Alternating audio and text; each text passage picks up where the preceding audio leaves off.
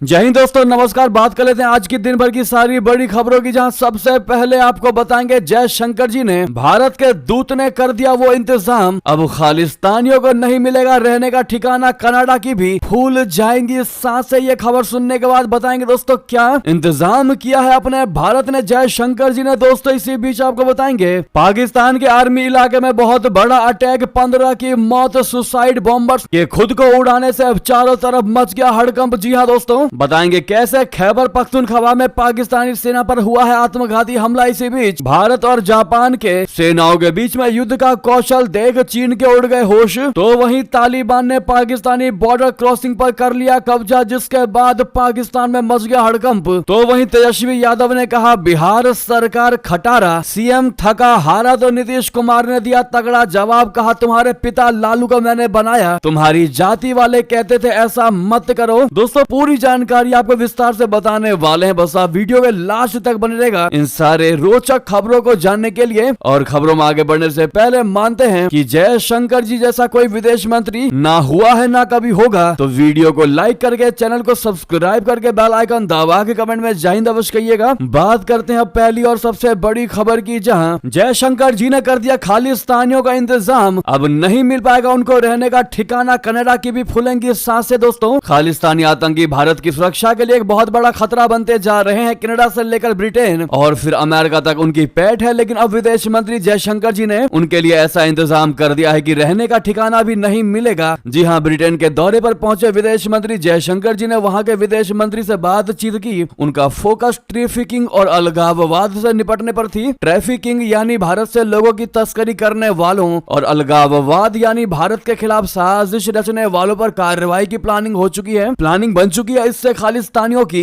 जमीन कनाडा की भी सांसें फूलेंगी। जी हां, जयशंकर जी ने खुद सोशल मीडिया प्लेटफॉर्म एक्स पर इसके बारे में बताया है, जो आप सामने स्क्रीन पर देख पा रहे हैं, जिसमें जयशंकर जी ने इंग्लिश में लिखा क्लियरली, जो हम आपको हिंदी में बता रहे हैं कि ब्रिटेन की गृह सचिव येवेटे कुपर से मुलाकात हुई। हमने टैलेंट फ्लो, पीपल्स एक्सचेंज जैसे मसलों पर चर्चाएं की, साथ ही तस्करी और उग्रवाद से मिलकर निपटने के लिए कैसे मिलकर काम किया जा सकता है, इस पर लंबी चर्चाएं हुई। खालिस्तान समर्थित भारत विरोधी गतिविधियां ब्रिटेन में भी देखने को मिली है। ऐसे में अलगाववाद पर चर्चा भारत के लिहाज से काफी अहम मानी जा रही है। दोस्तों ब्रिटेन में खालिस्तानी आतंकियों की बढ़ती गतिविधियों को देखते हुए सरकार और एजेंसियां सख्ती से कदम अब उठाने लगी हैं, ये सुनिश्चित करने के लिए कि उग्रवाद और हिंसा को रोका जा सके। ऐसे में थैंक यू जयशंकर जी कहना आप लोग मत भूलिएगा उनके इस बड़े एफर्ट्स लगाने के लिए। वहीं अगली खबर बता दें, पाकिस्तानी सेना पर बड़ा आत्मघाती हमला, आतंकवादियों ने विस्फोटकों से भरी कार भिड़ा दी, 15 की मौत की सबसे बड़ी खबर। दोस्तों पाकिस्तान के खैबर पख्तूनख्वा सूबे में स्थित पाकिस्तानी मिलिट्री कैंप में बड़ा विस्फोट हुआ है। दोस्तों इस विस्फोट में बहुत बड़ी संख्या में पाकिस्तानी सैनिकों के हताहत होने की खबर है। पुलिस ने बताया है कि मंगलवार शाम को एक आतंकवादी समूह के 2 आत्मघाती हमलावरों ने विस्फोटकों से लदी 2 कारों को उत्तर पश्चिमी पाकिस्तान में एक सैन्य परिसर में घुसा दिया, जिससे बड़े विस्फोट हुए। पाकिस्तानी सेना ने अभी तक हताहतों की संख्या की पुष्टि नहीं की है। हालांकि ये आतंकवादियों और 15 नागरिकों के मारे जाने की खबरें हैं। मिलिट्री कैंप में विस्फोटकों से भरी कार लेकर घुसे आतंकी, जिसके बाद मौके पर मौजूद सुरक्षा बलों ने उनसे मुठभेड़ की। आपको बता दें पाकिस्तान के अशांत खैबर पख्तूनख्वा प्रांत का एक जिला बन्नू देश के पूर्व स्वशासित आदिवासी क्षेत्रों से सटा हुआ है और अफगानिस्तान के करीब है। अधिकारी ने कहा अभी भी गोलीबारी जारी और सुरक्षा बल शेष हमलावरों का पीछा कर रहे हैं। दोस्तों लगातार पाकिस्तान से पाकिस्तानी सेनाओं का काल बनकर उनकी मौत की बड़ी खबरें आ रही हैं। ये एक बार की नहीं है दोस्तों, लगातार पाकिस्तानी सेनाओं को मौत की नींद सुला रही है ये आतंकवादी संगठन। आप कह सकते हैं कि आतंकवादियों को पालना आज पाकिस्तान को ही भारी पड़ गया है। लेकिन शर्मनाक बात यह है कि पाकिस्तान को आज भी अकल नहीं आ रहा कि आतंकवादियों को पालना ही उसके लिए बर्बादी की सबसे बड़ी वजह है। दोस्तों अगर आप भी ऐसा मानते हैं तो सामने लाइक का बटन अभी तक आपने लाइक नहीं किया तो लाइक करके वीडियो को शेयर अवश्य कर दीजिएगा। साथ ही साथ आपको बता दें भारत जापान का युद्ध कौशल देख चीन के उड़े होश, धर्म गार्डियन अभ्यास का वीडियो ने मचा दिया तहलका। बता दें भारत और जापान धर्म गार्डियन युद्धाभ्यास कर रहे हैं। ये युद्धाभ्यास का 6ठा संस्करण एडिशन है, जिसे जापान के फूजी ट्रेनिंग एरिया में आयोजित किया गया है। 24 फरवरी से 9 मार्च तक चलने वाले इस युद्धाभ्यास में दोनों देशों की सेनाएं युद्ध कौशल का प्रदर्शन कर रही हैं। इस युद्धाभ्यास को दोनों देशों के बीच बढ़ते रक्षा सहयोग के तौर पर देखा जा रहा है। इस सेनाभ्यास से चाइना की टेंशन बढ़ सकती है। चीन का जापान के साथ दक्षिण और पूर्वी चीन सागर में द्वीपों को लेकर पुराना विवाद है। वहीं चीन लाइन ऑफ एक्चुअल कंट्रोल पर भारत के साथ भी उलझा हुआ है। धर्म गार्डियन युद्धाभ्यास की थीम शहरी इलाकों में आतंकवाद विरोधी अभियानों पर है। ये वैश्विक सुरक्षा परिदृश्य को देखते हुए महत्वपूर्ण महत्व का क्षेत्र है। दोनों देशों के सैनिक अपने युद्ध रणनीति को परिष्कृत कर रहे हैं, जटिल शहरी परिस्थितियों में संचालन करने की अपनी क्षमता को निखार रहे हैं। ऐसे में इंडियन आर्मी को all the best of luck कहना बिल्कुल मत भूलिएगा आप लोग। साथ ही साथ अगली खबर बता दें, तालिबान ने पाकिस्तान को आखिर बर्बाद करने का जो ठाना है उस पर अमल करता नजर आ रहा है। दोस्तों एक बहुत बड़ी खबर आ रही है, पहले से ही खस्ता हाल इकोनॉमी को बर्बाद करने का ठोस प्लान बना लिया है तालिबानियों ने। पाकिस्तान को बर्बाद करके ही छोड़ेगा। दोस्तों दरअसल हाल के समय में अफगानिस्तान की सत्ता पर काबिज तालिबान और पाकिस्तान की मौजूदा सरकार के बीच रिश्ते काफी तल्ख रहे हैं। दोनों देशों के बीच कई तल्खी और तीखी झड़पें भी हो चुकी है, जिनमें दोनों देशों की ओर से कई सैनिकों की मौत भी हुई है। अब अफगानिस्तान ने पाकिस्तान की पहले से ही खस्ता हाल इकोनॉमी को झटका देने का काम किया है। तालिबान के एक फरमान के मुताबिक पाकिस्तान से सटी हुई सीमा से लगे अफगानिस्तान के 22 जिलों में अब पाकिस्तानी मुद्रा नहीं चलेंगी। दोस्तों इस प्रबंध को लागू करने के लिए तालिबान प्रशासन ने व्यापारियों समेत सभी बैंकों को निर्देश जारी किए हैं। अफगानिस्तान और पाकिस्तान सीमा पर बढ़ते तनाव के कारण तालिबान शासन ने यह बड़ा कदम उठाया है। पाकिस्तान सीमा से लगी अफगानिस्तान सीमा के नंगरहार प्रांत के तालिबानी गवर्नर मुल्ला मोहम्मद नईम ने एक आदेश निकालकर प्रांत के 22 जिलों में तत्काल प्रभाव से पाकिस्तानी मुद्रा के लेन देन पर रोक लगा दिया। वाकई में शहबाज शरीफ को आखिर पूरे तरीके से कंगाल करके ही मानेगा तालिबान, क्योंकि हाल ही में अभी तालिबान के द्वारा पाकिस्तानी बॉर्डर क्रॉसिंग पर कब्जे की सबसे बड़ी खबर आई थी, जिस जंग में मौलाना मुनीर की सेना जंग छोड़कर भागी थी। तालिबान ने तुर्कम सीमा पर कब्जा करने का दावा किया है। ये पाकिस्तान और अफगानिस्तान के बीच स्थित एक महत्वपूर्ण बॉर्डर क्रॉसिंग है। इस क्रॉसिंग को पाकिस्तान ने कुछ हफ्ते पहले बंद कर दिया था। इसके बाद से ही तालिबान और पाकिस्तानी सेना के बीच छिटपुट झड़पें जारी थी, जो सोमवार को तेज हो गई। तालिबान ने दावे में कहा है कि भारी गोलीबारी और हताहतों के कारण पाकिस्तानी सेना को तुर्कम सीमा चौकी से भागना पड़ा है। दोस्तों वहीं अगली खबर आपको बता दें, जहां बांग्लादेश की फैक्ट्रियों में पड़ने लगे ताले, भारत के लिए जबरदस्त है ये मौका, चीन भी उठाएगा इसका फायदा। दरअसल शेख हसीना के बांग्लादेश से भागने के बाद वहां की हालत खराब होती जा रही है। डोनाल्ड ट्रंप के ऐलान से बांग्लादेश की गारमेंट्स इंडस्ट्री पहले ही टेंशन में आ चुकी है। अब एक नई मुसीबत खड़ी हो गई है। दोस्तों यहाँ का झींगा कारोबार बंद होने की कगार पर पहुंच गया है। फैक्ट्रियों में ताले पड़ गए हैं। एक्सपोर्ट में गिरावट आने और कई चुनौतियों की वजह से झींगा प्रोसेसिंग उद्योग पूरी तरह से ठप होने के कगार पर है। ये भारत के लिए मौके की तरह है, क्योंकि उन मार्केट में अपनी पहुंच बना सकता है भारत, जहां बांग्लादेश का राज हुआ करता था। बांग्लादेशी अखबार द डेली स्टार के रिपोर्ट्स के मुताबिक कभी करोड़ों डॉलर देने वाली झींगा प्रोसेसिंग इंडस्ट्री अब गंभीर मंदी का सामना कर रही है। एक्सपोर्ट आधा रह जाने की वजह से अधिकांश झींगा फैक्ट्रियां बंद हो गई हैं। बांग्लादेश का झींगा उद्योग हजारों लोगों को नौकरी देता था।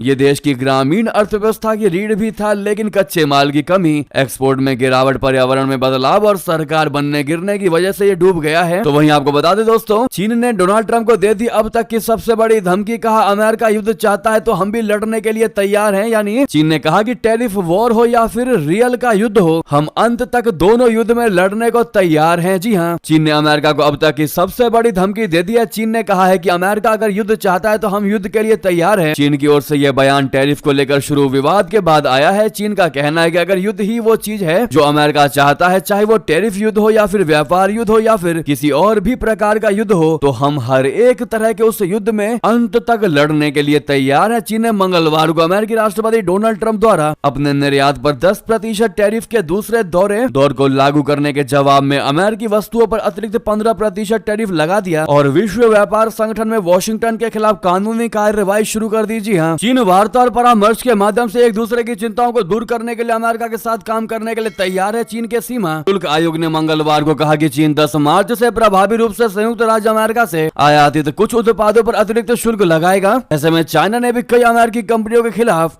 कार्रवाई करने की तैयारी कर ली है दोस्तों, और एक्शन लेना शुरू कर दिया है। वाकई में अगली खबर बता दें, डोनाल्ड ट्रंप को घेरने के लिए एक हो गए सभी मुस्लिम देश। गाजा मुद्दे पर अरब नेताओं ने बनाया मास्टर प्लान। बता दें, अरब नेताओं ने गाजा को लेकर एक मास्टर प्लान तैयार कर लिया है। अमेरिका के राष्ट्रपति डोनाल्ड ट्रंप के गाजा को खाली कराने और उसे एक टूरिस्ट प्लेस बनाने के प्रस्ताव का विरोध किया। इस बैठक की मेजबानी इजिप्ट के राष्ट्रपति अब्देल फतेह अल सीसी ने की और इसमें फलस्तीनी राष्ट्रपति महमूद अब्बास समेत कई अरब देशों के नेता शामिल हुए। इस बैठक का उद्देश्य गाजा को लेकर एक संयुक्त अरब रुख तय करना और ट्रंप के प्रस्ताव के खिलाफ एक नया प्रस्ताव पेश करना था। बैठक में अरब नेताओं ने डोनाल्ड ट्रंप के प्रस्ताव को फलस्तीन के आत्मनिर्णय के अधिकार का उल्लंघन बताया। उन्होंने कहा कि गाजा और वेस्ट बैंक को खाली कराना किसी भी सूरत में स्वीकार नहीं है और इस क्षेत्र के भविष्य पर फैसला फैसला केवल फलस्तीनी जनता को लेना चाहिए। इस बैठक के दौरान नेताओं ने यह भी स्पष्ट कर दिया है कि वो अमेरिका और इजराइल द्वारा प्रस्तावित किसी भी ऐसे समझौते का समर्थन नहीं करेंगे जो फलस्तीनियों को उनकी जमीन से विस्थापित करने की कोशिश करे। उन्होंने एक स्वतंत्र फलस्तीनी राज्य की स्थापना पर जोर दिया और दो राज्य समाधान को ही एकमात्र व्यवहारिक विकल्प बताया। वहीं बता दें, पाकिस्तान में हिट हुई अखिलेश यादव की स्कीम मरियम नवाज ने की मुफ्त लैपटॉप योजना की घोषणा। पाकिस्तान के पंजाब सरकार ने मरियम नवाज के नेतृत्व में सीएम पंजाब लैपटॉप योजना 2025 के लिए रजिस्ट्रेशन प्रोसेस शुरू कर दी है। इस योजना का मकसद होनहार छात्रों को तकनीकी उपकरणों से लैस करना है। ट्रिब्यून की रिपोर्ट्स के मुताबिक पाकिस्तान के पंजाब सरकार के तहत 1,10,000 छात्रों को new generation core i7 laptop दिए जाएंगे, जिनमें अल्पसंख्यक छात्रों के लिए 2,000 लैपटॉप आरक्षित है। पाकिस्तान में यह योजना उन छात्रों के लिए शुरू की गई है जिन्होंने अपनी मैट्रिक या इंटरमीडिएट की शिक्षा पूरी कर ली है। इस योजना के तहत बीएस के पहले और दूसरे सेमेस्टर के छात्रों को विशेष रूप से ध्यान में रखा गया है। अगली खबर आपको बता दें, जहां एक की पगड़ी उतारकर कूड़ेदान में फेंकी तो वहीं दूसरे को जबरन नॉनवेज खाने को किया गया मजबूर। अमेरिका से निर्वासित हुए भारतीयों ने बयां की अपनी आप बीती। जी हां, अमेरिका से वापस भेजे गए कई भारतीय नागरिकों का भविष्य अनिश्चितता में घिरा हुआ है। ये लोग बेहतर जिंदगी की तलाश में अमेरिका गए थे, लेकिन गैर कानूनी तरीके से प्रवेश करने के कारण उन्हें हिरासत में लेकर वापस भारत भेज दिया गया। इनमें से ज्यादातर लोगों ने एजेंट्स को मोटी रकम चुकाई थी। अब ये कर्ज में डूबे हुए हैं और उनके सपने टूट चुके हैं। डोनाल्ड ट्रंप प्रशासन की ओर से चलाए जा रहे निर्वासन अभियान के तहत इन लोगों को निर्वासित किया गया। भारत सरकार का कहना है कि निर्वासितों के साथ सम्मानजनक व्यवहार किया जाए, इसके लिए वो अमेरिका से बातचीत कर रहा है। इनमें से एक जतिंदर सिंह नाम के व्यक्ति ने बताया कि हिरासत केंद्र में मेरी पगड़ी जबरन उतारकर कूड़ेदान में फेंक दी गई। ये एक भयानक अनुभव था जो मुझे जीवन भर परेशान करेगा। पंजाब के अमृतसर के रहने वाले सितंबर 2024 में बेहतर भविष्य और परिवार के लिए कमाई करने की उम्मीद से अमेरिका गए थे। उन्हें उस वक्त अंदाजा भी नहीं था कि उनके साथ क्या होने वाला है। जी हाँ दोस्तों, ऐसे में भारत की मोदी सरकार अपनी लगी हुई है कि वो कैसे भी अमेरिका से निर्वासित किए जा रहे भारतीयों को सम्मान पूर्वक निर्वासित करें, ना कि उनकी इंसल्ट करें। साथ ही साथ अगली खबर बता दें, जिन छात्रों ने किया था तख्ता पलट, अब उन्हें आ रही है शेख हसीना की याद। सही सुना दोस्तों आपने, शेख हसीना के पतन के बाद बांग्लादेश गोथम बनता जा रहा है। यूनुस सरकार में बांग्लादेश की राजधानी ढाका गोथम सिटी बनकर उभर रही है, जहां क्राइम, रेप, हत्या अपने चरम पर है। लेकिन इस गोथम के पास बैटमैन नहीं है जो इन सब मुसीबत से निजात दिला सके। मोहम्मद यूनुस की अंतरिम सरकार में राजधानी में लूटपाट, हमले और बलात्कार की घटनाएं बढ़ गई हैं, जिसके बाद हसीना का विरोध करने वाले युवा पूछ रहे हैं कि ये सब किसके लिए था। छात्रों के मन में यूनुस सरकार को लेकर सवाल उठने लगे हैं कि ये सरकार हमें वो बांग्लादेश नहीं दे पा रही है जिसके लिए उन्होंने इतना बड़ा आंदोलन किया था। देश में फैली अराजकता का शिकार वो छात्र भी हो रहे हैं जो शेख हसीना के तख्ता पलट में शामिल थे। इससे बड़ी और पॉजिटिव खबर भारत के लिए हो ही नहीं सकती दोस्तों। आपको पता होगा, जिनको नहीं पता बता दे, मोहम्मद यूनुस तक ने कह दिया है कि भारत के बिना हमारा काम नहीं चल सकता, इसीलिए भारत के साथ संबंध स्थापित करना बहुत जरूरी है। मोहम्मद यूनुस ने कहा कि भारत के बिना बांग्लादेश का काम नहीं चल सकता और उससे अच्छे संबंधों के अलावा कोई विकल्प नहीं है। हालांकि उन्होंने स्वीकार किया है कि प्रोपेगेंडा के कारण दोनों देशों के बीच कुछ गलतफहमियां पैदा हुई हैं, जिसे बांग्लादेश दूर करने की कोशिश अवश्य करेगा। तो वहीं दोस्तों आपको बता दें, अमेरिका ने रोकी सैन्य सहायता तो यूक्रेन के छूटे पसीने। जेलेंस्की को ट्रंप से बहस का हो रहा है बड़ा अफसोस। जी हाँ, बड़ी खबर बता दें, यूक्रेनी राष्ट्रपति वोलोदिमीर जेलेंस्की ने मंगलवार को कहा कि अमेरिकी राष्ट्रपति डोनाल्ड ट्रंप के साथ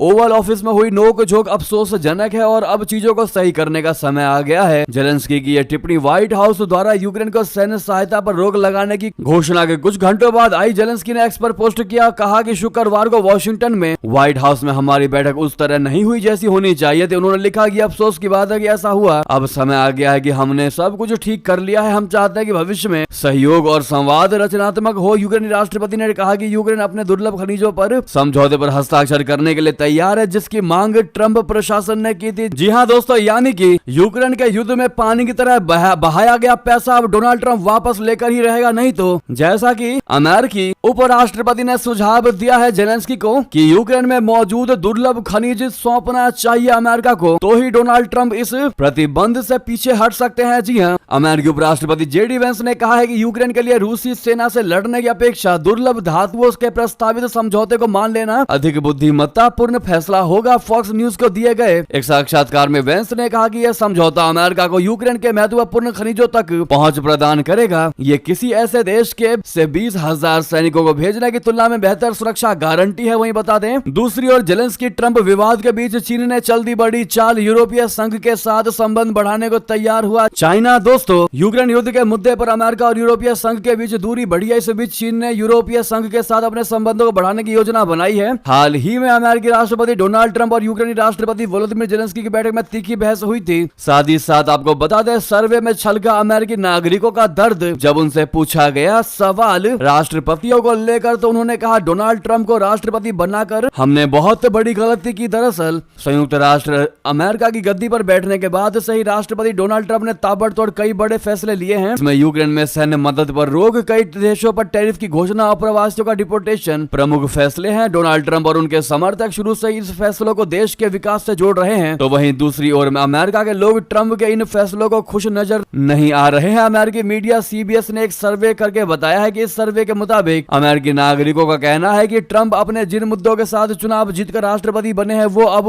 उन सभी मुद्दों को छोड़कर उसके उलट अन्य सभी काम कर रही है। अगर ट्रंप महंगाई से राहत दिलाने के लिए कोई बड़ा समझौता करते हैं तो देश की प्रगति के लिए कोई बात हो सकती थी। दोस्तों, मैं बता दें, रोज रोज एक ही बात पर कोस रही थी PDP। NC ने एक ही बार में दे दिया करारा जवाब। जी हाँ, नेशनल कॉन्फ्रेंस ने जम्मू कश्मीर विधानसभा में उपराज्यपाल बोले थे LG के अभिभाषण में सदन द्वारा पारित अनुच्छेद 370 की बहाली के प्रस्ताव का उल्लेख नहीं करने के बारे में टिप्पणी करने को लेकर मंगलवार को पीपुल्स डेमोक्रेटिक पार्टी प्रमुख महबूबा मुफ्ती की आलोचना की और उन पर दिखावा करने का आरोप लगाया। जम्मू कश्मीर में सत्तारूढ़ पार्टी ने यह भी कहा है कि इस केंद्र शासित प्रदेश के लोग अनुच्छेद 370 को हटाने में PDP की भूमिका को नहीं भूलेंगे। महबूबा ने सोमवार को नेशनल कॉन्फ्रेंस पर अनुच्छेद 370 के निरसन यानी निरस्त को वैध ठहराने का आरोप लगाया था। उप मुख्यमंत्री सुरेंद्र चौधरी ने महबूबा की टिप्पणी को दिखावा करने वाला बयान बताते उसको खारिज कर दिया। दोस्तों, तो उधर प्रधानमंत्री मोदी जी ने वनतारा वाइल्ड लाइफ का किया उद्घाटन, शावकों को खाना खिलाया, चिंपैंजी जिराफ के साथ बिताए कुछ पल। जी हाँ, प्रधानमंत्री नरेंद्र मोदी जी ने गुजरात में वन्य जीव बचाव, पुनर्वास और संरक्षण केंद्र वनतारा का उद्घाटन किया। इस दौरान PM नरेंद्र मोदी जी ने वनतारा की अलग अलग सुविधाओं का निरीक्षण किया। गुजरात में बना वनतारा संरक्षण केंद्र की 1000 से ज्यादा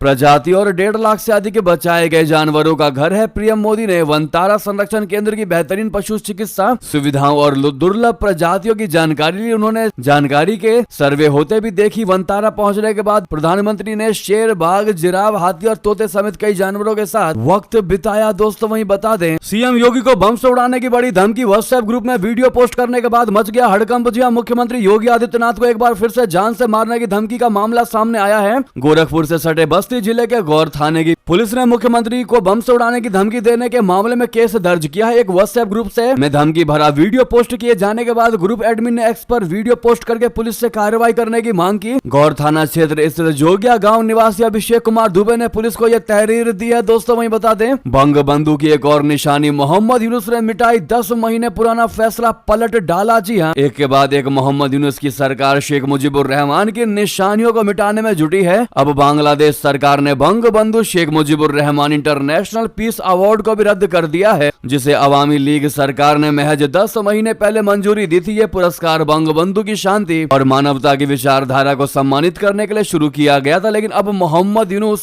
सरकार ने इसे बिना किसी ठोस कारण के खत्म कर दिया है। दोस्तों, तो वहीं आपको बता दें, विराट का चमका बल्ला, चक्रवर्ती की धार, टीम इंडिया ने तोड़ा ऑस्ट्रेलिया का घमंड, फाइनल में पहुंच गया भारत। दोस्तों, भारत और ऑस्ट्रेलिया के बीच चैंपियंस ट्रॉफी के पहले सेमीफाइनल में रोमांच का तीसरा डोज देखने को मिला। भारत ने मुकाबले में ऑस्ट्रेलिया से वर्ल्ड कप 2023 फाइनल में हार का हिसाब कर लिया है। कंगारू टीम को 4 विकेट से हार के बाद चैंपियंस ट्रॉफी से रिटर्न टिकट मिल चुका है। स्टार बल्लेबाज विराट कोहली टीम इंडिया के संकट मोचक साबित हुए। उन्होंने 84 रन की बेहतरीन पारी को अंजाम दिया। ऐसे में क्या लगता है दोस्तों आपको, टीम इंडिया का फाइनल मुकाबला किस टीम के साथ खेला जाएगा? देखते हैं सबसे ज्यादा किस टीम का नाम लेती है हमारी भारत की प्रिय ऑडियंस। तो वहीं आपको बता दें, भोपाल, चंडीगढ़, कानपुर चैंपियंस ट्रॉफी में भारत की जीत के बाद देश भर में जश्न का माहौल फैंस ने जताई हर तरीके से खुशी। जी हां, वही बता दें, तेजस्वी यादव ने कहा बिहार सरकार खटारा, CM थका हारा। तो नीतीश कुमार ने दिया करारा जवाब, कहा तुम्हारे पिता लालू को मैं नहीं बनाया, तुम्हारी जाति वाले कहते थे ऐसा मत करो। दोस्तों, बिहार के मुख्यमंत्री नीतीश कुमार ने विधानसभा के बजट सत्र के दौरान राष्ट्रीय जनता दल आरजेडी नेता तेजस्वी यादव पर जमकर निशाना साधा। सीएम ने तेजस्वी को बच्चा बताया और कहा कि उनके पिता लालू प्रसाद यादव को हमने ही मुख्यमंत्री बनाया था। राज्यपाल के अभिभाषण पर धन्यवाद प्रस्ताव के दौरान बोलते हुए सीएम ने आरजेडी काल के दिनों को याद दिलाते हुए विपक्ष को खूब सुनाया। मुख्यमंत्री के भाषण के दौरान उनकी तेजस्वी यादव और विपक्षी सदस्यों से नोक-झोंक की चीजें देखी गई। सीएम नीतीश कुमार ने मंगलवार को सदन में अपना भाषण शुरू करते अपनी सरकार की तुलना लालू राबड़ी